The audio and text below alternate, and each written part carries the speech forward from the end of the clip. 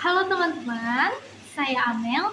Kali ini kita akan membahas transformasi penjualan mobil Suzuki Indonesia yang sangat menarik di tahun 2024.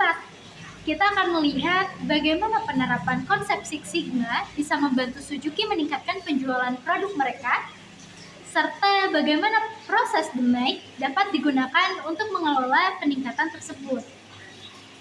Kita fokus ke Six Sigma terlebih dahulu ya.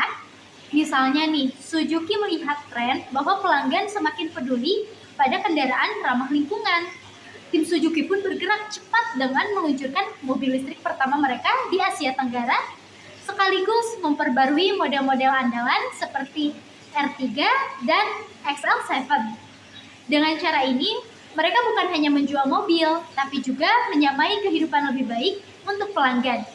Bayangkan kalian mengelola proses produksi mobil. Dengan Six Sigma, kalian memeriksa setiap tahap untuk memastikan produk yang keluar benar-benar berkualitas dan bebas dari cacat. Ini mirip seperti memangkas ranting yang tidak sehat supaya pohon tumbuh subur. Lalu, selanjutnya kita bahas di mic-nya ya. Bayangkan kalian melakukan meeting tim setiap bulan, membahas data penjualan dan feedback pelanggan.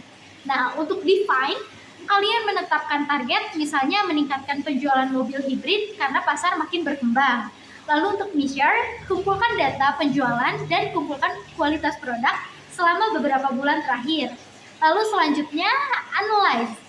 Kalian cari tahu nih, mengapa penjualan model tertentu naik dan model lain kurang diminati. Lalu selanjutnya, improve. Berdasarkan analisis, kalian putuskan untuk meluncurkan model baru yang lebih menarik dan menyesuaikan fitur produk. Lalu selanjutnya, kontrol. Kalian pantau terus nih hasil perubahan, memastikan kualitas tetap terjaga dan penjualan stabil naik.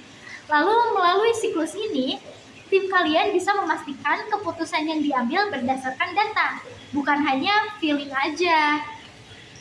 Jika ditanya di mana sih posisi Suzuki sekarang dalam tingkat Sigma, saya membayangkan mereka sudah cukup tinggi, mungkin di level 4 atau 5 Sigma. Artinya proses sudah sangat bagus dan minim kesalahan. Namun, perjalanan menuju 6 Sigma adalah perjalanan panjang yang memerlukan perbaikan terus-menerus dan inovasi tanpa henti. Ini adalah strategi jangka panjang untuk menjaga posisi mereka sebagai pemain utama.